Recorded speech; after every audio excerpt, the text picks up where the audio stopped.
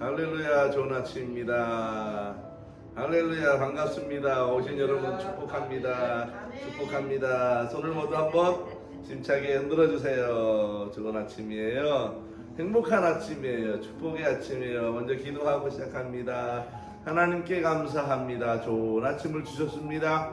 오늘도 하나님의 말씀으로 시작하오니 오늘 하루 승리의 하루 되게 하옵시고 말씀 가운데 푹 젖어들게 하옵소서. 말씀이 우리의 생명이 되게 하시고 말씀이 우리의 길이 되게 하시고 말씀이 우리 삶의 능력이 되게 하옵소서. 오늘도 깨닫는 은사 충만한 성령의 역사 덧입혀 주옵소서. 오늘 예배하며 말씀 가운데 큰 은혜 받게 하시되 가정에 큰 복이 되게 하시고 직장과 사업장을 가는 모든 일생의 길에 큰 복이 되게 하옵소서. 예수님의 이름으로 기도하옵나이다. 아멘. 할렐루야. 찬양 들어갑니다.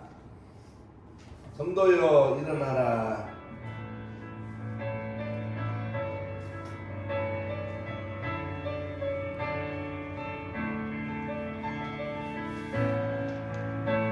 교회여 일어나라.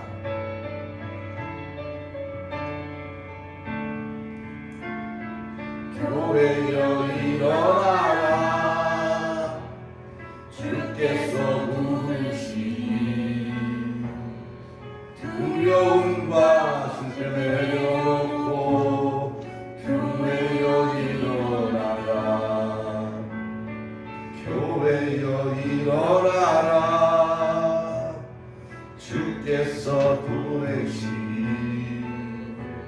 우리를 부르신 삶의 자리에서 교회여 일어나라. 우린 세상의 빛을 밝히는 하나님의 편지를 나타내는 주의 교회를 통해 우리 세상이 주를 보리라. 일어나라. 아버지 사랑으로 아버지 능력으로 서로 하나 되어 그 빛을 비추라.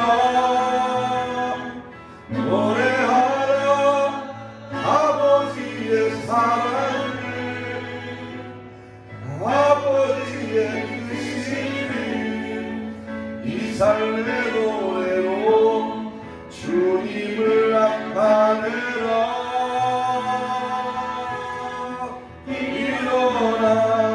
일어나라. 모두 있는 곳에서 함께 오늘 하나님 복을 주옵소서. 말씀을 깨닫게 하옵소서. 성령으로 충만하게 하옵소서. 은혜 받게 해달라고 기도합니다. 거룩하신 아버지 하나님, 모두 은혜 받기 원합니다. 오늘 하나님의 성령이 오소서. 가정마다 하나님, 직장마다 하는 이들마다 하나님 복이 되게 하옵소서. 말씀을 깨달을 수 있도록 도와주시고 말씀의 권세가 능력 가운데 새로워지는 권세가 있게 하옵소서. 하나님의 주력길을 통하여 하나님을 만나기 원하며 주길 통하여 인생을 보기 원하며 사람을 보기 원하며 자신을 보기 원합니다. 하나님이여 하나님의 구속의 역사를 출애굽기를 통하여 경험하고 나아가기 원합니다. 내 인생의 새로운 변화를 경험하기 원합니다. 오늘도 말씀 가운데 깨닫고 갈 수 있도록 도와주옵시고 오늘도 하나님 세세한 말씀 우리 주의 성령의 음성을 정확히 듣고 오늘 하루 나아갈 수 있도록 역사해 주옵소서. 하나님의 성령의 예배드리는 곳곳마다 찾아가 주셔서 오늘도 복되게 하옵소서. 함께 할 줄로 믿습니다. 좋은 날 축복의 날 되게 하옵소서. 예수님의 이름으로 기도하옵나이다. 아멘. 할렐루야. 할렐루야. 자, 출애굽기는 무슨 책이다 그랬습니까? 구원에 관한 책이다 그랬습니다. 그래서 출애굽기를 공부하고 나면 네 가지가 보인다. 하나는 뭐예요? 하나님이 보이고 또 뭐가 보여요? 사람이 보이고 세 번째 인생이 보이고 네 번째 내가 보인다 그렇습니다. 그래서 출애굽기는 전체 주제성구가 3장 7절 8절인데 거기는 7가지 동사가 나온다 그랬습니다. 그래서 자 따라합니다. 보고 듣고 알고 내려가서 건져내고 인도하여 데려가려 하노라 이것입니다. 그래서 보고 듣고 알고 몇 장이에요? 1장에서 2장. 그 다음에 내려가서 12장 건져내고 몇 장이에요? 3장부터 자, 여기 보세요. 10 네. 내려가서 건져내고 12장 그다음에 인도하여 13장부터 24장까지 그 다음에 데려가려 하노라 25장부터 40장까지다 그랬습니다. 자, 오늘도 역시 이 출애굽기 전체 흐름을 또 한번 아주 빠른 속도로 익힙니다. 이것을 결국은 다 이렇게 이대로 쓰시면 됩니다. 부록에 가면 다 있는 거기 때문에 부지런히 이대로 연습을 하시면 되는 거예요. 매일같이 한 번씩 쓰시면 다 쓰셔요. 그래서 자, 구원의 3단계 첫 번째 뭐예요? 칭의, 의로움을 받는 것이고 그 다음에 성화, 칭의는 30%, 성화는 70%. 그래서 사람이 살아가는 삶이 중요하다. 구원은 순간이지만은 뭐예요? 과정이다. 그래서 구원은 언제 완성되는 거예요? 하나님의 나라 갈 때 완성돼 거기에서 영화의 단계로 들어가는 것을 말합니다. 창세기 1장 2장은 보고 듣고 알건데 바로 뭐예요? 바로 하나님을 떠난 백성들이 바로 그들의 고난의 환경을 하나님이 만들어서 그들로 하여금 뭐하게 만들어요? 기도하게 만드는 거예요. 그러니까 이 하나님이 이제 은혜를 내려주시는 거예요. 누굴 통해서? 사람을 통해서. 그래서 모세가 와서 이들에게 전능자의 하나님으로 10개의 재앙을 팍팍팍 오늘 배울 과정이 바로 3장부터 11장까지의 내용이에요. 자, 그래서 이 10가지 재앙을 7장에 나일강이 피가 되는 거, 8장에 개구리, 파리, 9장에 뭐 돌림병, 악종, 우박, 10장에 메뚜기, 또 흑암, 11장에는 죽을 거다 경고, 12장에는 뭐가 나와요? 장자가 죽음이 나와요. 또 12장으로 넘어가면 이제 그들이 유월절을 만나게 되는데 바로 하나님의 구원이 건져내는 거예요. 유월절을 통해서. 그래서 여기에서 예수 그리스도의 피, 이 보혈의 피를 어디다 발라요? 문설주, 철주 다 바르는 거예요. 절대 바르면 안 되는데 어디에요? 문지방에는 바르자. 왜요? 보혈의 공로를 우습게 여기지 말라는 거예요. 피를 밟지 말라는 거예요. 또 레위기 보면 피를 마시지 말라. 피를 마시지 말라. 음혈 금지. 왜 그래요? 바로 생명을 귀하게 여기라는, 함부로 다루지 말라 라고 말하는 거죠. 자, 이렇게 구원받은 사람은 어디로 인도해요? 하나님의 특별한 백성으로 살게 하시려고 훈련의 장소로 인도하게 하시는데, 그 훈련의 장소 첫 번째가 뭐예요? 홍해라는 홍해를 통해서 온 민족이 세례를 받는 거예요. 세례를 받았다 하는 말은 뭐 물속에 잠겼다가 살아났다, 죽었다가 살아났다. 그 얘기는 뭘 말하는 거? 이제까지 애굽의 백성으로서 애굽의 우상구, 애굽의 철학, 가치와 그들을 따랐던 모든 것들을 중심으로 삼았던 걸 다 샥 죽여버리고 이제 새롭게 태어나요. 그 중심을 바꾸는 거예요. 주인으로 모셔. 누구를? 삼위 하나님, 성부 하나님, 성자 예수 그리스도, 성령을 모시는 거예요. 성부, 성자, 성령으로 주인을 바꾸는 과정이 바로 세례 과정. 이것을 홍해를 건넌다는 거죠. 그래서 13장 14장인데 여기에서는 성부 하나님을 섬긴다고 할 때 5가지 고백이 필요해요. 첫 것을 드리는 것으로 내가 예수를 믿는다, 너 하나님을 믿는다 라고 말하는 거예요. 첫 것은 뭐예요? 자, 이거 날의 첫 것으로 주의를 지키고, 그 다음에 시간의 첫 것으로 새벽 예배를 드리고, 그 다음에 물질의 첫 것으로 11조를 드리고, 몸의 첫 것으로 내가 봉사하고, 자녀의 첫 것으로 하나님 앞에 섬김의 물질을 드리는 거예요. 주의 종이나 또는 선교사나 또 교회가 어려운 사람 돕는 사람들을 통해서 내가 봉사하는 거예요. 이것이 주인으로 내가 받아들였다고, 성부를 받아들였다고 하는 증거예요. 그 다음에 성령은 뭐예요? 바로 무교는 죄악을 멀리하고 이제 뭐예요? 예수 그리스도의 말씀대로 갑니다. 그 다음에 불기름과 구름기로 성령이 이양 24시간 늘 낮이나 밤이나 동행하시는 거예요. 그래서 내가 성령의 음성을 듣고 성령의 그 인도하심을 따라 사는 삶, 주인으로 모신다는 거예요. 그 다음에 이 과정을 지나면 이제 어디로 가요?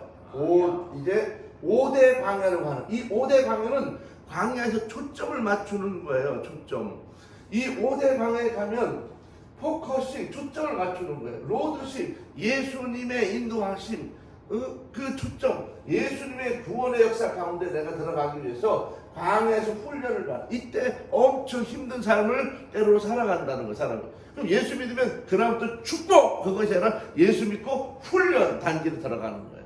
자, 이것이 나쁜 훈련이 아니라 축복된 훈련이라는 거예요.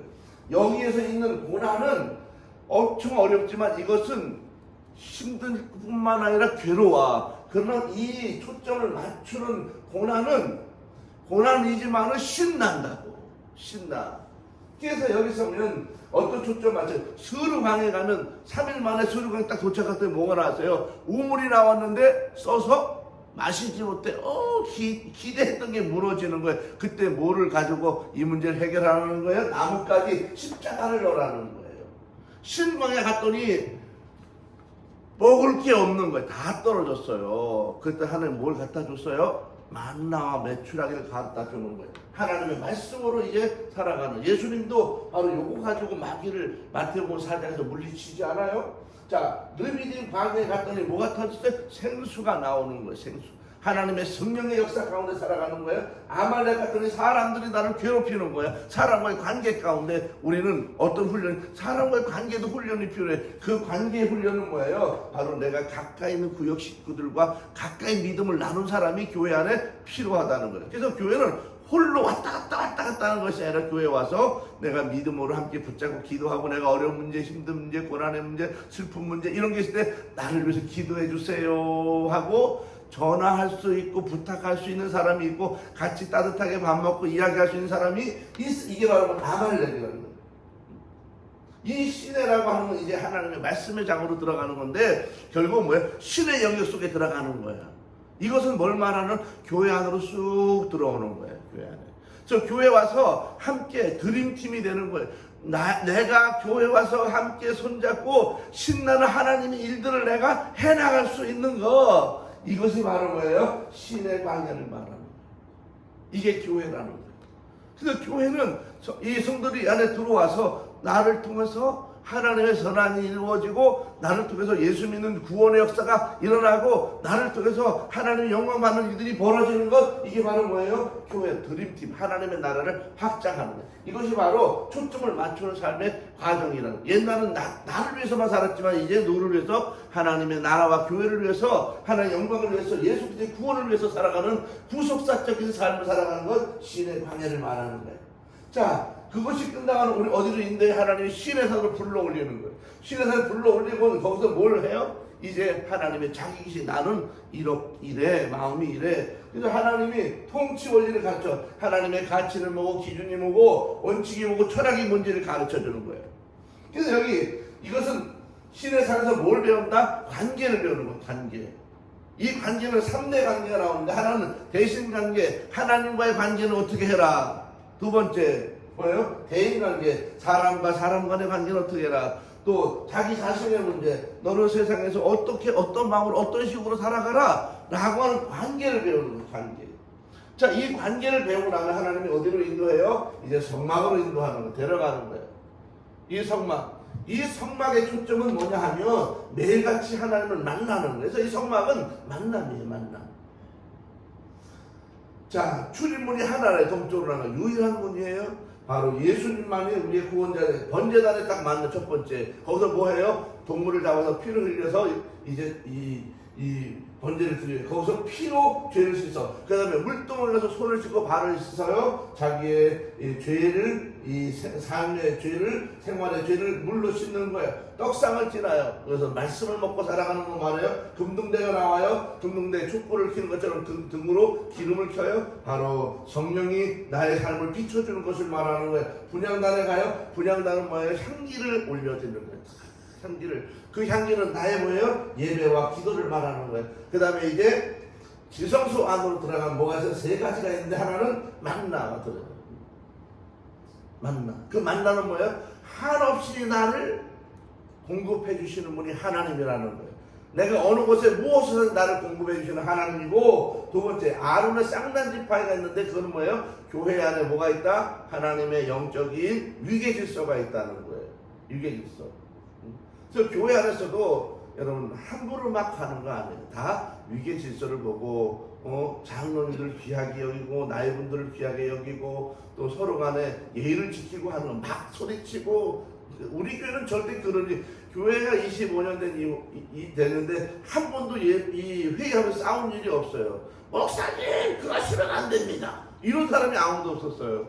바로 영적 위계 질서를 서로가 잘 지키고 예의를 지킨다는 기가 막힌 방법이에요. 돌비 10계명 2개의 돌반인데 삶의 원칙 10계명은 2가지로 나눠져요. 1, 2, 3, 4, 5예요. 하나님에 대하여 예배를 드리고 영광을 돌리고 하나님의 이름을 높이는 것이고, 자 5계명부터 마지막 10계명까지는 뭐예요? 이웃을 사랑하는 거예요. 삶이 어떻게 되는지 이웃을 사랑하고 하나님의 도리를 지켜가는 것. 그래서 10계명은 위로 하나님을, 아래로 사람을 사랑하는 거예요. 이렇게 이 출애굽기는 이런 단계로 이제 지어져 있다는 것입니다. 오늘은 이제 어디로 가는 거예요? 자, 내려가서 3장부터 11장까지의 이 하나님, 이 내려가서, 그런데 누구를 통해서? 내려가서의 주인공은 누가 있겠어요? 모세가 주인공인데, 모세가 어떤 하나님으로 이 일을 하는 거예요? 엘로힘, 전능자의 하나님. 그래서 이 10개의 재앙을 퍼붓는 가장 중요한 이유는 이 10가지의 이들이 섬기는 신을 벌주는 거예요. 그리고 이 이스라엘 백성들이 노역을 당하니까 얼마나 위축돼, 또 맨날 매맞으니까 얼마나 쫄려, 얼마나 무서워, 얼마나 겁이 나. 큰 소리 못 치잖아요. 어떻게 될까봐 매일같이 고난을 겪으니까. 노예가 무슨 힘이 있어요? 그런데 이렇게 10가지로 하나님이 시큰 애굽 사람들 들겨 패고 혼내주고 야단을 쳐주고 원수를 다 갚아주니 어때? 마음이 시원해지는 거예요. 그래서 출애굽할 때 이스라엘 백성들이 어떻게 했다? 담대히 나갔다. 담대히 나갔다. 왜? 그래서 요번에 예를 들어서 딱 한 개만 이제 하나님이 딱 쳐주고 나가라 그랬으면 아마 가다가 이리 와 그러면 가야 되나? 돌아왔을지도 몰라요. 근데 하나님 뭐래? 바로 왕의 마음을 강팍하게 해서 못 내보내야 하고 또 못 내보내야 하고 뭐가 되는 거예요? 완전히 그냥 지지 밟아버릴 때까지 붙잡아 놓고 하나님이 끝까지 밟아버려서 마지막 장자까지 다 지지 밟아 죽여버리는 거예요. 아주 그냥 뭉개줬다는 거예요. 이것이 바로 하나님의 전능의 하나님이라는 거예요. 그러니까 우리가 믿는 하나님은 내가 전능의 하나님도 나의 하나님이고, 친히 성화 과정에서 여호와 임마누엘의 하나님, 나와 늘 동행하신 하나님도 나의 하나님이라는 거예요.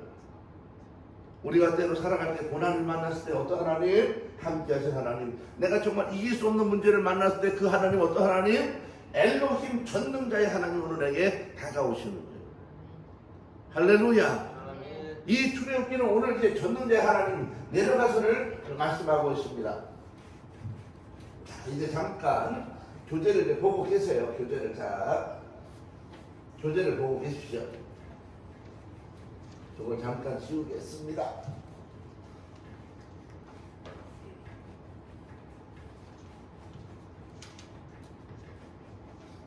칠판이 오래돼서 그런지 잘 안 지워져요. 시계 써놓으면 이게 바로 안 지워져요. 이렇게 지우니까 모르고요. 거의 다 지웠습니다.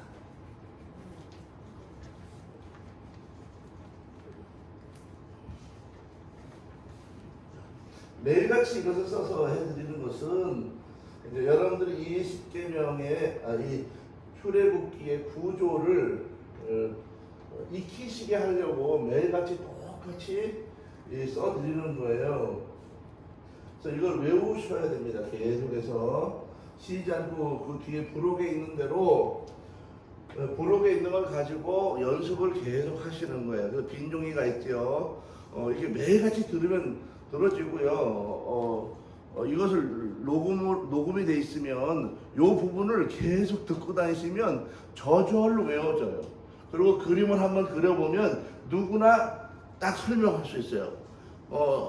내가 출애굽기에 대해서 내가 설명해 주겠다고 하면서 이대로 착착착착착 장을 40장까지 나눠서 장별로 설명을 해봐요. 깜짝 놀랄 거예요. 깜짝 놀랄 거예요. 자, 이제 교재로 이제 들어갑니다. 교재로. 자, 교재로 오늘 교재가 어디냐 하면 데이 7 22쪽입니다.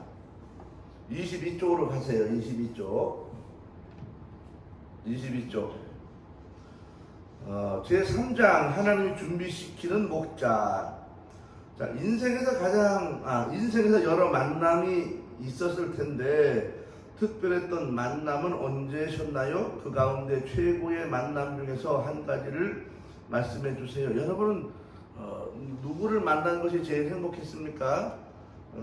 배우자를 만난 것이 행복한 일이고요. 좋은 부모를 만난 것도 행복한 일이고요. 또 좋은 교회를 만난 것도 정말 행복한 일이고요. 좋은 목자를 만난 것도 행복한 일, 좋은 선생님을 만난 것도 정말 좋은 일입니다. 우리가 좋은 만남들이 여러분 굉장히 많이 있습니다. 만남이 잘못되면 점점 어려운 삶을 살게 돼요. 하나님께서 우리를 좋은 만남을 허락하신 것은 정말 여러분 하나의 축복입니다. 자, 보세요. 혹시 어렸을 때 주로 누가 보살펴 주셨나요? 부모님과 할머니와 이모님. 돌봄을 잘 받는 것은 좋은 일입니다. 결혼할 때 아이를 길러보면 그것이 얼마나 어려운 일인지 깨달았고 얼마나 감사한 일인지 알게 됩니다. 혹시 부모님 또는 주 양육자께 가장 기억에 남는 감사했던 일이 어떤 것이 있습니까? 이처럼 하나님은 우리에게 은혜를 베푸시기 위해 직접 모든 일들을 처리하지 않으시고 대신 우리에게 사람을 내려보내 주십니다. 고난의 환경 속에서 부르짖던 이스라엘에게도 하나님은 사람을 통해 은혜를 내려주시는데요. 어떤 사람을 보내주시는지 서론을 읽어주세요. 갑시다.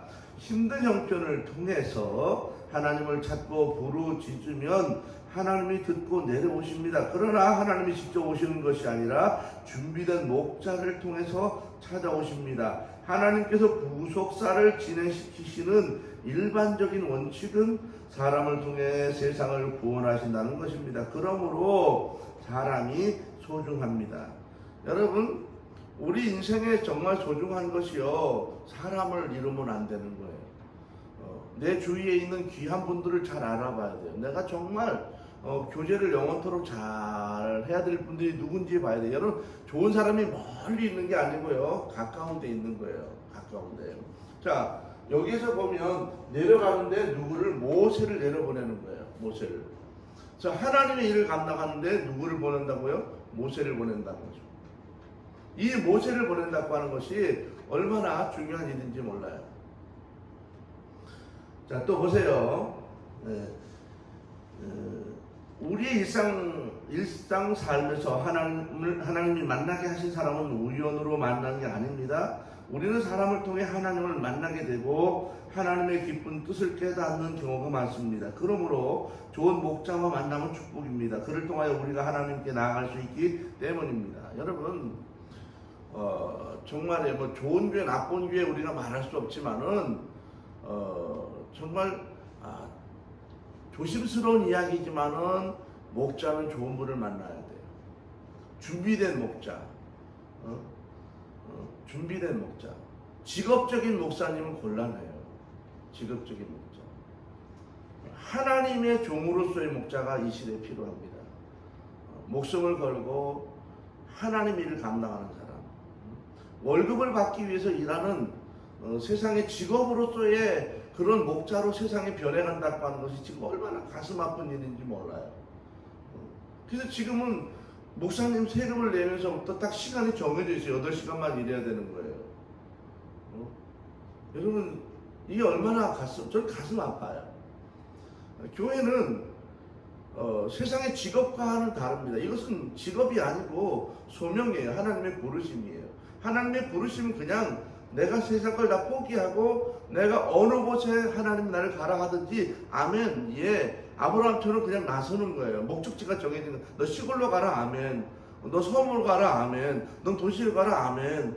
너 아주 험악한 자리로 가라, 아멘. 너 선교사로 가라, 아멘. 하나님 나를 어디로 가든지 골라가지 않는 거예요. 옛날 목사님들은요, 신학을 공부하고 나서 기도하다가 첫 번째 나오는 임지에 그냥 아멘 하고 갔어요. 근데 지금은 골라. 저기 얼마 준대. 저기 얼마 준대. 거기 뭐 보너스도 준대. 거기 시간도 널널하대. 거기는 목사님이 뭐 이런 걸 막 따져. 그래서 안 되는 거예요. 이 시대가 그렇다.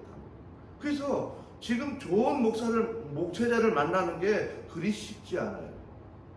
다시 말하면 하나님께서 사람으로 하나님의 일을 감당하기 위해서 보내기 위한 그런 종들이 많지 않다는 걸 말하는 거예요. 그래서 여러분 좋은 목회자를 만났다면요, 거기에 잘 다니시는 게 좋아요. 지금은 그런 목회자를 만나는 것이 정말 쉽지 않아요. 기도 많이 해야 합니다. 자, 우리도 좋은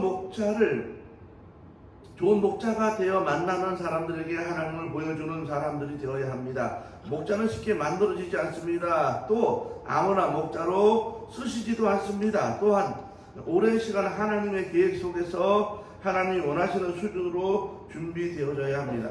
모세가 80년 동안 준비되어지는 과정을 통해서 우리가 하나님의 얼굴로 하나님의 대행자로 준비되려면 어떤 과정을 거쳐야 하는지 배워야 합니다. 자, 하나님은 왜 하나님의 일을 직접 하지 아니하시고 대행자를 쓸까? 사람을 쓸까 하는 거예요. 왜 그럴까? 우리가 생각해 봐야 됩니다. 하나님이 모든 일을 직접 다 하실 수 있습니다. 그런데 하나님은 직접 하시는 것이 아니라 반드시 하나님이 준비시킨 그런 주의 종들과 목자들을 통해서 하나님 일을 하시는 것입니다. 이것이 하나님의 방법이에요. 그래서 이러한 목자들을 준비시키는 하나님의 방법이 있다는 것입니다. 1번을 보세요. 22쪽의 맨 아래 목자로서의 준비. 1번, 모세의 부모 아므람과 요게벳이 결혼할 때 서로가 찾았던 결혼 조건은 무엇입니까? 그랬습니다. 자, 여러분, 이 결혼 조건이 뭐가 있을까? 우리가 여러분 요즘이요, 결혼 조건이 사람들이 얼마나 많이 따져요. 결혼 조건 옛날에는 열쇠를 몇 개를 갖고 와야 된다는 등 다 그런 조건을 따지지 않았어요. 또 하도 또 요새는 자녀들이 결혼 안 하니까 그냥 니네만 좋다면 무조건 가라 막 이렇게 하지 않아요. 그러나 여러분, 우리 그리스도인들은 사람에 따라서 하나님의 축복과 이 삶의 고난이 오고 갈 수 있다는 것을 기억해야 합니다. 그래서 누가 집에 들어오느냐에 따라서 그 집에 많은 변화가 와요. 많은 변화가 와요. 자, 예를 들어서 에서를 보십시다. 에서. 야곱은 믿음의 가문에 가서 결혼을 했기 때문에 괜찮았어요. 그런데 에서는 그 아내를 어디서 구해왔냐 하면 애굽에 와서 데리고 왔어요. 애굽에 와서. 그래서 에서의 가정사가 나오지 않아요, 성경에. 그렇지만은 그 에서가 별로 그렇게 평탄하고 좋은 가정이 아니라는 거예요. 나중엔 에서 가문 자체가 없어져 버려요. 야곱은 하나님의 축복 가운데 가문이 계속 가지만은 에서는 가문이 없어져 버려요. 성경에 보면 잘못된 결혼을 했다라고 분명히 말해요. 애굽에서 데리고 왔기 때문에. 그 결혼은 가문 안에서 결혼해야 되는데 안 했다는 거예요. 결국 여러분, 하나님의 축복을 받은 사람들은 결혼을 정말 중요하게 여겨야 된다는 거예요. 우리 집에 들어올 사위 또는 며느리, 여러분 잘 골라야 되는 거예요. 아무나 고르면. 그러면 어떤 사람을 고를 거냐에 관한 거예요. 이것은 그들이 갖고 있는 그 가치관이 무엇인가를 보아야 되는 것입니다. 가치관이 뭐냐 하는 거예요. 가치관이 얼마나 중요해요. 이 가치관을 잃어버리면 여러분 세상 가치관으로 살아가는, 우리는 그리스도인의 가치관, 믿음의 가치관, 이 가치관으로 살아가는 사람을 만나야 되는 거예요. 자, 두 번째 보세요. 23쪽의 두 번째. 모세의 어머니가 모세를 양육할 때 어떤 내용의 교육을 시켰을 것이라고 생각합니까? 자, 히브리서 11장 23절부터 26절까지를 이제 보십시다. 믿음으로 모세가 낳았을 때에 그 부모가 아름다운 아이임을 보고 석 달 동안 숨겨 왕의 명령을 무서워하지 아니하였으며 믿음으로 모세는 장성하여 바로의 공주의 아들이라 칭함받기를 거절하고 도리어 하나님의 백성과 함께 고난받기를 잠시 죄악의 낙을 누리는 것보다 더 좋아하고 그리스도를 위하여 받는 수모를 애굽의 모든 보화보다 더 큰 재물로 여겼으니 이는 상 주심을 바라봅니다 그랬습니다. 자, 이건 히브리서 11장에 나오는 말씀이에요. 히브리서 11장 1절에 보면 믿음은 바라는 것들의 뭐예요? 실상이요. 또 보지 못하는 것들의 증거다. 그래서 이 믿음으로 기른 사람이 누구라는 거예요? 모세의 부모님이라는 거예요. 자, 사도행전 7장 23절에서 28절에 보면 나이가 40이 되매 그 형제 이스라엘 자손을 돌볼 생각이 나더니 누구라는 거예요? 모세. 내가 이제는 애굽 사람을 죽인 것 같이 너도 나를 죽이려느냐 하니, 요 내용이 뭐냐면 스데반 집사님이 설교하는 내용의 그 믿음의 조상을 들었을 때 이 모세를 듣는 거예요. 이 스데반 집사님의 설교의 내용에 나오는 그런 내용입니다. 자, 그러면 이들이 갖고 있는 이 모세의 부모님이 양육할 때 가지고 있었던 그런 신앙이 뭐냐 하는 거예요. 신앙이 이 바로 민족의식이라는 거예요. 너는 하나님의 백성이다. 어렸을 때 계속 너는 이스라엘 사람이다, 하나님의 백성이다, 하나님의 약속된 사람이다 라는 거예요. 이것을 굳건히 계속해서 가르친 것입니다. 자, 우리는요 우리나라에 교육하시는 분들, 또 엄마 아버지들은 아이들이 학교 갔다 오면 제일 중요하게 물어보는 게 오늘 몇 점 맞았냐, 100점이냐, 우와 너무너무 잘했다고, 빵점 맞았냐, 이런 근데 유대인들은요, 아이들이 학교에서 돌아오면 그런 걸 물어보지 않고 뭘 물어요? 너는 오늘 선생님에게 무슨 질문을 했니? 그걸 물어봐요. 여러분, 사람이 질문하는 그 질문의 내용을 들어보면 그 사람의 수준을 아는 거예요. 그래서 질문이 없거나 시답지 않은 질문을 한다고 하는 것은 그 사람 속에 들은 게 없다는 거예요. 그래서 얼마나 많은 점수를 맞았느냐가 아니라 그가 얼마나 정확한 질문을, 핵심적인 질문을 할 수 있느냐에 따라서 그 사람의 삶의 깊이와 생각의 깊이가 있다는 것입니다. 생각하는 아이로 길렀다는 거예요. 민족의식, 생각이 있다는 거예요. 가치관 교육을 한 것입니다. 그래서 이 바로의 공주의 아들이라 칭함을 받기를 거절했다는 거예요. 여러분, 유대의 왕자로 산다고 하는 것은요, 다음 세대 내가 왕이 될 수 있다는 거예요. 그럼에도 불구하고 그것을 거절했다. 뭐가 있다는 거예요? 내적으로 영적인 힘이 있다는 거예요. 외적인 것에 매이지 않는다는 거예요. 당당함이죠. 여러분, 우리가 아이들을 양육하는 목적이 뭐냐? 양육 목적이 무엇입니까? 사람들이 양육 목적을 보면, 잘 보면요, 우리 아이들에게 이거 되라 저거 되라 막 이야기하잖아요. 그 내용을 잘 들으면 자기가 그게 되고 싶어요. 그게 뭐예요? 대리만족이라고. 대리만족. 그래서 자녀를 통해서 내가 되고 싶었던 것에 대해서 대리만족을 하고 싶은 거예요. 이것은 교육이 아니에요. 아이는 상품이 아니에요. 여러분의 가치를 실현시켜주는 도구가 아니에요. 우리의 양육 목적은 여러분 그런 대로 가면 안 됩니다. 그래서 이 양육 목적을 따라, 이런 대리만족을 따라가면 교회와 단절되는 아이들이 생기는 거예요. 부모 욕심 때문에 공부, 학원, 점수 이렇게 가는 거예요. 인간의 가치가 무엇인지를 가르쳐야 되는데 그것이 아니고 뭐예요? 바로 세상적 가치를 자꾸 집어넣기 때문에 무너지게 되는 것입니다. 교회 안에서 하나님의 말씀의 가치관 속에서 자라게 만들어 가야 돼요. 심리학자 중에 아들러라고 하는 학자가 있습니다. 이 아들러가 이야기하는 것이 뭐냐면 이 아이가 자라날 때 어릴 때에 최초 경험하는 것들이 중요하다는 거예요. 여러분 우리 그리스도인들의 자녀가 최초로 와서 경험하는 게 뭐겠어요? 예배 드리는 거예요. 예배, 어릴 때부터 예배 드리고 하나님을 찾고 기도하고 찬송하고 이거만큼 좋은 게 없어요. 세상적 가치관이 아닌 바로 신적 가치관, 하나님께서 함께 하시는 이 가치관을 경험하게 만드는 것이야말로 아이를 가장 가치 있는 삶으로 살아가게 만들고 자라게 만드는 방법이라고 하는 것입니다.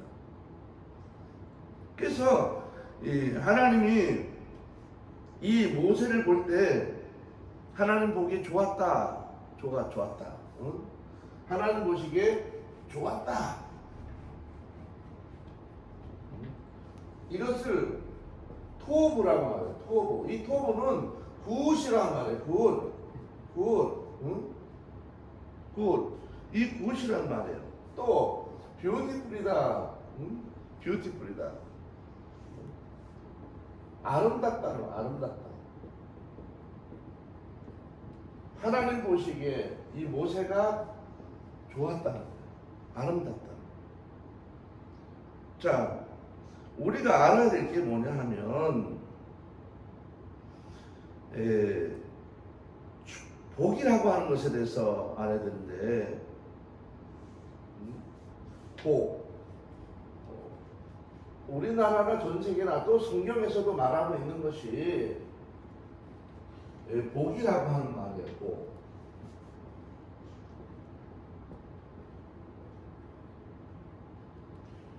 이 복이라고 하는 말이 뭘까? 이 복을 원어로 히브리 글자로 이렇게 써요. 이 이름을 뭐라고 하냐면 바라크라고 해요. 바라크. 이 히브리 언어인데 바라크라고 해요. 바라크. 이 바라크라고 하는 뜻이 뭐냐 하면 엎드리다. 엎드리다. 또 절하다. 이 바라크라고 말. 또 다른 말로 하면 정확히 말하면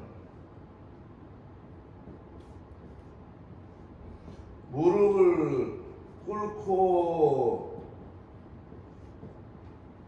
복을 구하다 그런 말이에요.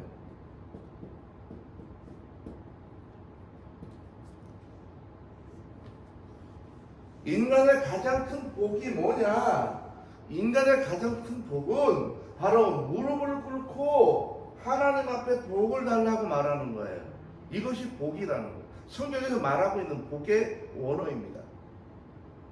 근데 이것은 우리가 복 있는 아이로 내가 어떻게든지 내가 기대하는 바를 성취시키려고 막 몰고 간단 말이에요. 그럼 안 된다는 거예요. 하나님이 그 아이를 끌고 갈 수 있도록 해야 돼요. 야고보서 2장 17절에 보면 온갖 좋은 은사와 온전한 선물이 다 위로부터 빛들의 아버지로부터 내려온다 그렇게 말해요. 온갖 좋은 것이 어디로 와요? 위로부터. 좋은 은사와 온전한 선물이 다 위로부터 빛들의 아버지로부터 내려온다 우리에게 말해요. 그래서 복이 뭐냐? 바로 무릎을 꿇고 복을 구하는 것, 그것 자체가 이미 복이라는 거예요. 우리는 우리의 자녀를 그렇게 길러갈 수 있어야 합니다. 하나님이 모세를 그런 사람으로 길러왔다는 거예요. 자, 페이지를 넘겨서 24쪽으로 가보세요. 24쪽.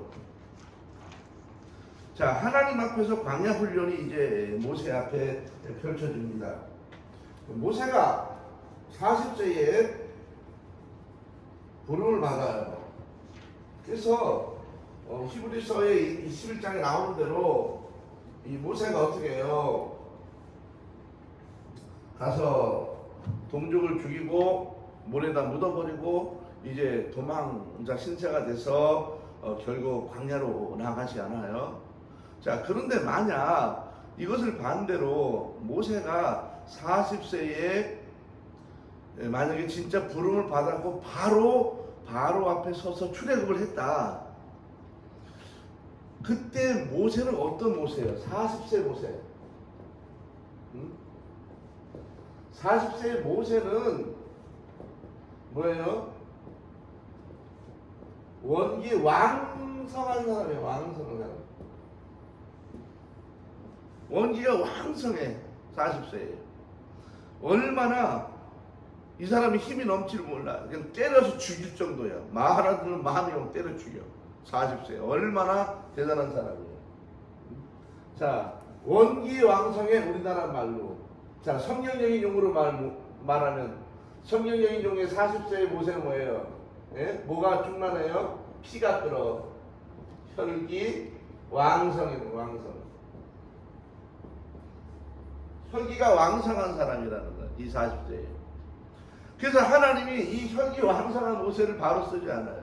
만약에 이 혈기 왕성한 모세를 힘 있어 좋아 보기에 좋아 가. 그래서 만약에 엘로힘 전능자의 하나님이 모세에게 퍼부어서 바로게 보냈어요. 그래서 만약에 40세 이스라엘 백성들이 끌고 광야로 나왔어요. 자, 그랬더니 3일 만에 어디 왔어요? 응? 무슨 광야? 수르 광야 왔죠. 수르 광야에 13장에 수르 광야 왔잖아요. 왔더니 쓴물이라 백성들이 바로 뭐라 그래? 모세 찾아와갖고 막 불평하잖아요. 그때 40세에 만약에 혈기왕성한 모세였으면 어떻게 해요? 누가지 떠들어 다 이리 와. 죽고 싶어? 아마 그날 다 한 번씩 쳐박았을 거야 다. 불평불만하자 나와. 다 칼로 멸이야 오늘. 아마 그랬을 거야. 그래서 아마 그 광야 내내 매일 모세 앞에 칼을 들고 죽이는 사람이 늘어났을 거라고. 그런데 모세가 40년 동안 더 광야에서 40년을 더 지나니까 뭐가 빠져? 혈기가 다 빠져버렸어. 뭐가 됐어요? 온유함이 늘어났다. 온유함이. 온유함이 승하더라 그랬어요. 승하더라. 그래서 이 모세라고 하는 사람은 하나님께서 어마어마한 그런 권세와 능력을 자기 혈기로 쓰게 하는 것이 아니라 하나님의 100%에 순종하는 사람으로 훈련시켰다고 하는 것입니다. 결국 하나님의 사람으로 쓰임받기 위해서 해야 될 일이 뭐예요? 바로 하나님 앞에 순종하는 것. 자기 생각을 버리고 그분의 음성을 듣게 만드는 것입니다. 다이아몬드를 가공할 때 네 가지가 중요한데요. 칼라가 중요해요. 칼라. 그 다음에 누가 자르느냐, 각도를 어떻게 자르느냐. 그 다음에 투명도, 클래리티라고 하는 거예요. 얼마나 밝고 자세히 보이느냐. 이런 투명도가 굉장히 중요합니다. 또 얼마나 크기가 몇 캐럿이냐, 이 크기가 또 중요해요. 이 네 가지가 이 다이아몬드가 중요한데 바로 사람도 마찬가지예요. 사람들이 하루아침에 이런 인물이 되는 것이 아니라 사람이 큰 인물이 되려면요 바닥을 겪어봐야 돼요. 바닥에서 한번 살아봐야 돼요. 고난을 겪고 굶어보고 정말 남의 고통과 고난을 알고 그래야만 인물이 되는 거예요. 그런 고난 없이 된 사람은 남을 이해하지 못한다는 것입니다. 하나님께서 광야 40년 동안 이 훈련시킨 가장 중요한 이유가 뭐냐 하면 바로 뭐예요? 겸손하게 만드는 거예요. 겸손하게. 그래서 이 겸손하게 이 모세가 40세 때의 이 모세는 겸손하지 않았어요. 뭐가 많았어요? 혈기가 많았다고. 혈기가. 이 겸손하고는 아무 상관없었어 사실은. 왜? 왕자니까. 왜? 최고의 교육을 받았으니까. 또 젊으니까. 그런데 이 40대에 있던 이 모세가 다시 80년까지 40년 동안 이 광야의 훈련을 광야의 이 훈련을 하고 나니까 어떤 일이 벌어졌어요. 광야 훈련을 하고 나니까 모세가 찌질이 같이 변해. 찌질이 뭐가 있냐 했더니 아유 좀 가진 게 없는데요. 그만큼 뭐예요? 다 이제 버리게 됐다는 거죠. 이것이 바로 광야 훈련의 하나님의 방법이에요. 이 광야 훈련을 통해서 해주는 게 뭐예요? 철저하게 내려가는 거예요. 철저하게 내려가는 거예요. 계속 하나님이 모세를 내려보내는 거예요. 완전하게 바닥으로. 그래야 사람이 되는 거예요. 내려가는 거예요. 내려가. 내려보내는 거예요. 완전히 내려가니까 하나님이 그를 높이시는 거예요. 심지어 얼마만큼 내려갔어요? 말 더듬이가 됐어. 그래서 하나님이 모세야 이 좀 하자 그랬더니 모세가 뭐라 그래요? 아유 하나님 나는 말을 못하는데요. 생각이 있는데 말을 못해. 그만큼 이 모세가 낮아졌다는 거예요. 그러니까 하나님 누굴 붙여줘요? 형 아론을 붙여주게 되는 것입니다. 자, 24쪽의 아래로 보세요. 아래 1번 24쪽의 1번 아래 모세가 장인 이드로의 양떼를 치다가 떨기나무 불꽃 광경을 보게 됩니다. 자, 이것은 이제 그 떨기나무 불꽃은 뭐냐 하면 그 하나님의 소명장이에요. 하나님의 소명장. 이 소명장인데 이 소명장에서 하나님이 제일 중요하게 이야기하는 게 뭐냐 하면 신발을 이야기한다고요. 신발. 자, 출애굽기 3장에서 이제 소명을 봤어요. 여기에 뭐가 나와요? 불꽃, 떨기나무가 나와요. 이 떨기나무가 나오는데 이 떨기나무를 만날 때 하나님이 무슨 이야기해요? 신발 이야기한다고. 신발에 관한 이야기를 해요. 하나님이 신발을 벗어라. 근데 신발이 뭐냐는 거예요. 신발. 자, 우리가 이걸 알아야 돼요. 그러면 신발은 무엇을 의미하는 거냐 이거예요. 신발은 뭐냐? 여러분 신발은 뭐예요? 자, 지금 간단해요. 우리가 신발이 우리 몸의 맨 밑바닥에 있지요. 바로 나를 뭐 해주는 거예요? 지지해 주는 거예요. 신발은. 이 신발은 나를 어떻게 해준다고요? 지지해 주는 거다는 거예요. 그래서 이 모세의 신발이라고 하는, 모세에게 신발을 벗어라 했던 이야기가 뭐냐면 이제부터 너를 지지했던 너의 모든 사고, 너의 모든 생각, 너의 모든 철학, 너의 가치, 너의 모든 거 이제 뭐라고 그러는 거예요? 너를 지지했던 모든 것들을 벗어버리라는 거예요. 이것이 신발을 말하는 것입니다.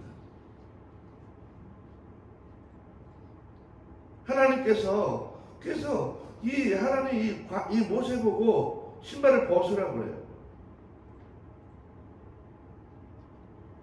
이 신발을 벗으로 말미암아 뭐가 되냐 하면 이제 너의 모든 생각 대신에 내가 너에게 새로운 신발을 시켜준다는 거예요.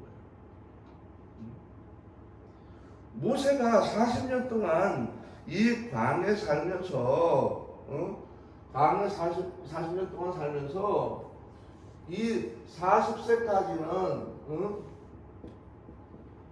어떤 생각을 살았냐면 우월감으로 살았어요. 우월감. 왜냐면 내가 왕자야. 힘 있어. 많이 배웠어. 우월감이에요. 근데 80대에 어디서 살았어요? 광야 사니까 뭐 생각이 들어요? 열등감으로 사는 거예요. 열등감으로. 자, 이걸 잘 봐야 돼요. 잘 보세요.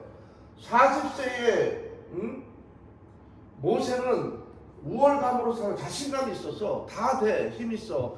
80세의 모세는 찌질이야. 되는 게 없어. 할 수 있는 게 없고. 자,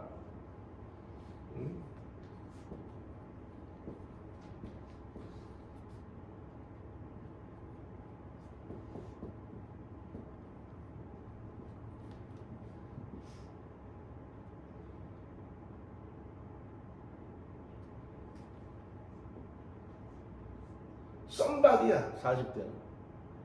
80대는 노바디야. 이것이 모세의 삶이라는 거예요.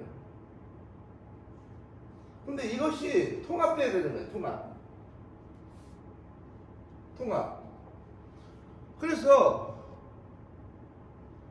모세가 일생 동안 가지고 있는 거, 이 우월감과 열등감, 이 두 가지 신발을 다 뭐예요? 이제 벗으라는 거예요. 벗으라는 거예요. 우리 사람이 살아가면서요, 어떤 사람은 우월했다가, 어떤 때는 또 좌절했다가, 또 낙심했다가, 이 힘이 생겼다가 모르겠다, 뭐 복잡한 삶을 사람들이 살아가요. 그런데 예수 그리스도를 믿으면 그런 걸 다 버리라는 거예요. 우월감도 버리고, 우월감도 버려. 또 뭐 열등감도 버려. 이것이 뭐예요? 신발을 벗으라는 거예요. 떨기나무 앞에서 타지 않는다는 거예요.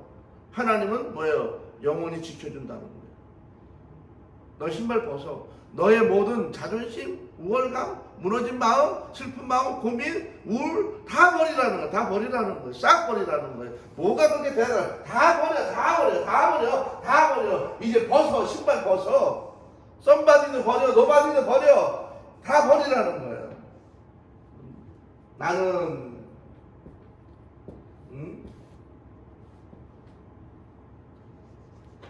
나는 바로 가스.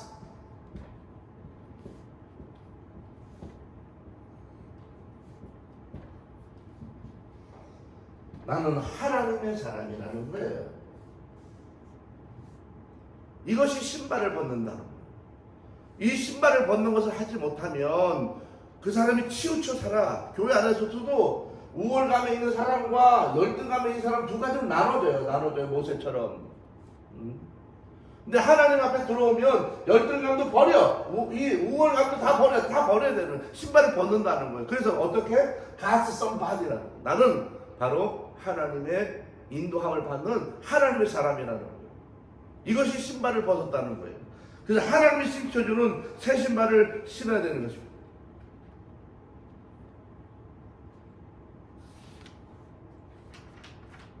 (26조로) 넘어가 보세요. 26조.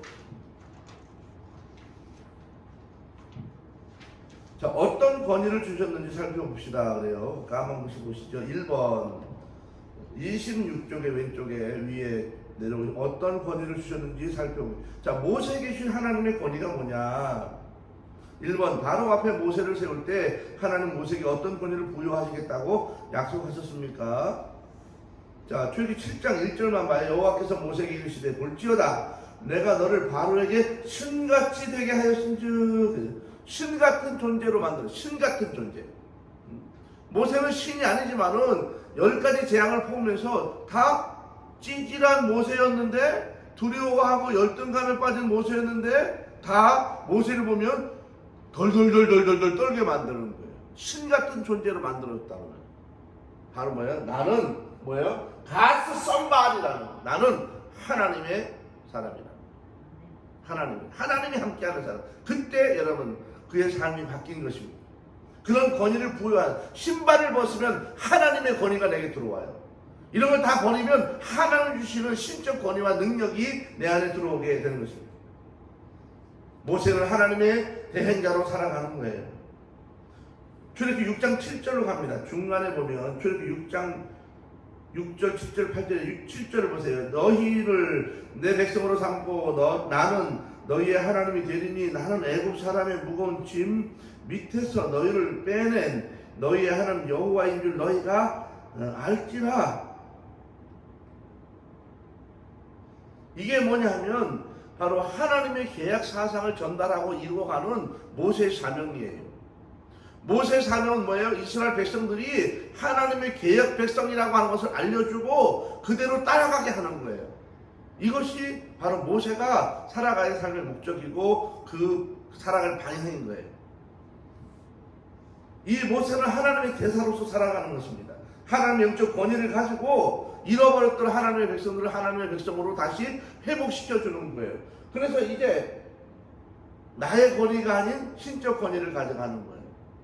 그것이 왜 가능해요? 신발을 벗었더니 가능해지더라는 거예요. 여러분, 하나님 일을 감당하는 사람이 너무 우월하면 교만해지고요. 너무 열등해 하면요 좌절해요. 여러분, 우리 살아가면서 아직도 여러분 혹시나 여러분 우월감 있어요? 뭐 내가 이만큼 했는데 돈 이만큼 있는데 이만큼 배웠는데 나는 이만큼 여러분 버리세요. 또 나는 돈이 없어, 배운 게 없어, 나는 뭐 되는 게 없어, 할 수 있는 게 없어, 난 연약해, 버리세요. 그걸로 되는 게 아니에요. 내가 모든 걸 다 털어내고 하나님이 주시는 하나님의 말씀과 은혜 가운데 들어가면 하나님이 주시는 뭐가 있다? 권위가 생긴다는 거예요. 그래서 우리는 어떻게 살아가느냐? 기도로 역경을 이겨내는 모습을 보여주는 거예요. 이스라엘 백성들이 이 고난이 왔을 때 기도를 통해서 하나님의 은혜가 내려오듯이 우리가 내가 살아가는 모든 삶의 고난을 만났을 때 기도하면서 이기는 모습을 세상 사람들이 바라보게 만들어가는 거예요. 이것이 그리스도인입니다. 내가 죽을 만큼 어려운데 좌절해? 세상들이 그거 막 믿으나 마나야 뭐 달라. 그런데 그게 내가 고난과 어려움과 정말 죽을 것 같아. 그런데 내가 기도함으로 살아났어. 그때 역시 믿는 사람은 달라. 이 모습을 보여준다는 거죠. 이게 바로 뭐예요? 하나님의 영적인 권위에서 온다는 거예요. 그거 어떻게 가능해? 다 버릴 때, 신발을 벗을 때 그 일이 가능해지는 것입니다. 자, 3번으로 가보세요. 27쪽에 3번으로 갑니다. 자, 27쪽에 3번으로 가시면 이제 다 했어요. 자, 신앙생활을 할 때 우리에게 다가오는 도전 5가지가 있어요. 우리가 신앙생활 할 때 도전돼 우리를 막 넘어지게 만드는 것이 있는데 그 5가지 신앙이 뭐냐 하면, 자, 이스라엘 백성들이 이제 어느 정도 시간이 지나면서 모세가 바로에게 찾아가서 무슨 얘기를 하느냐 하면, 이제 우리가 좀 하나님께 나가서 예배를 좀 드려야 되겠습니다. 번제를 좀 드려야 되겠습니다. 이렇게 말해요. 번제를 드리겠다고 이야기할 때에, 그렇게 이야기할 때에 바로가 그런 얘기예요. 출애굽기 8장부터 나옵니다. 8장 25, 26, 27절 읽어갑니다. 중간에요. 27쪽의 중간.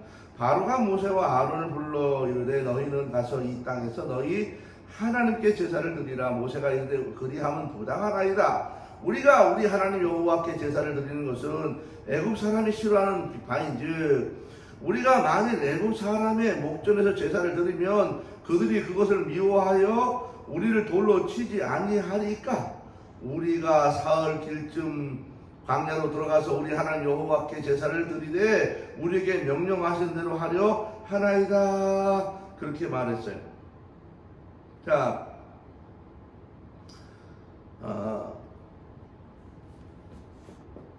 신앙생활 하는데 5가지 유혹이 있다. 자, 첫 번째 유혹이 뭐냐 하면, 첫 번째 유혹은 쉽고 편하게 하라는 거예요.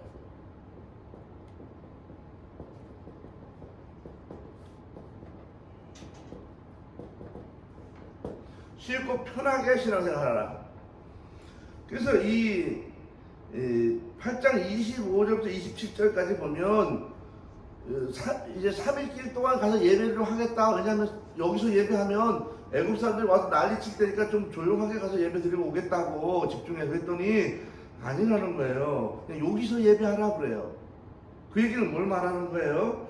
뭘 그렇게 힘들게 하냐. 쉽고 편하게 해야지. 교회는 가고 싶을 때만 가. 뭘 꼭 매주 가냐. 한 달에 한 번, 세 달에 한 번, 뭐 힘들 때 한 번, 그렇게 가는 거지. 누가 그렇게 죽자마자 새벽에도 가, 주일도 가, 수요일도 가, 또 기도하러 가, 뭐 청소, 뭐하러 그렇게 그냥 가끔 생각나면 가. 신앙생활을 쉽고 편하게 하는 거야. 이런 유혹이 온다는 거예요. 자, 두 번째 2번을 보세요. 8장 28절에 너무 멀리 가지 마라 그래요. 멀리 가지 마라. 뭐예요? 형식만 갖추라 그래요. 형식만 갖추라. 뭐예요? 흉내만 내라는 거예요. 신앙생활은 흉내만 내라는 거예요. 흉내만. 너무나 막 그냥 미치지 말라는 거예요. 흉내만 내라. 그냥 믿는 것처럼 가. 그냥 가만히 있다 가만히 조용히. 너무 막 소리 지르지 마. 가만히 기도만 해고 와. 눈만 감고 조용히. 그래도 다 알아. 흉내만 내라는 거예요. 이 유혹이에요. 자, 세 번째는 10장 11절에 보면 뭘 그렇게 멀리까지 죄가냐? 얼음만 가, 얼음만. 그렇게 말하는 거예요. 얼음만 가라. 세 번째 유혹이 뭐냐 하면 바로 뭐예요? 가족 대표만 신앙생활 하라. 대표만 신앙생활 하는 거예요.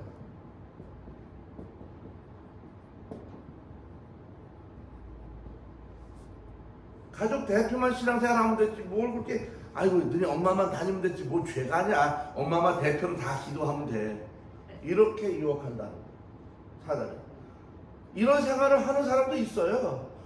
내가 대표로 가서 기도하고 올게. 대표로 예배드리게 다 오늘 다 관리해. 염려하. 여러분 이것은 좋은 단이 아니에요. 대표라는 말은 신앙의 대표는 신앙은 대표일 수 있지만은 하나님을 가는 건 각자 가는 거예요. 책임질 수 있는 말이 아니에요.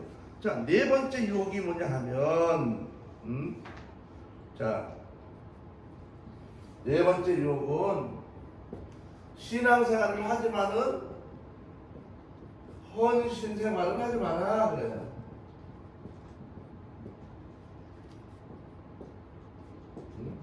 하지 마라. 여기 보면 왜 그러냐 하면 번제를 하기 위해서 소하고 양하고 염소를 좀 끌고 가야 되겠습니다. 그랬더니 바로가 뭐래? 그 재물은 다 두고 몸만 가 그러는 거야. 몸만.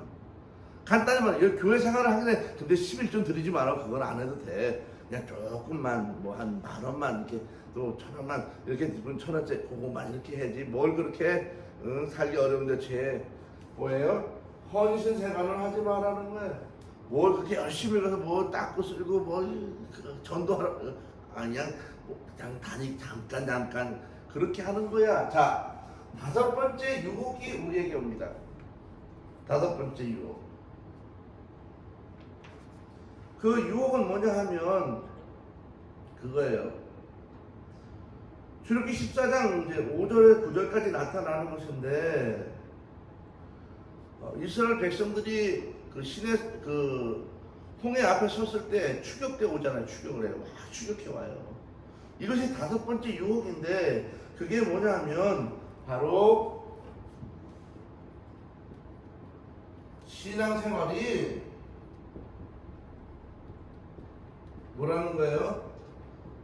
헛것이다 그래요. 신앙생활이 헛것이다 자꾸 그렇게 말하는 사람이 있다는 거예요.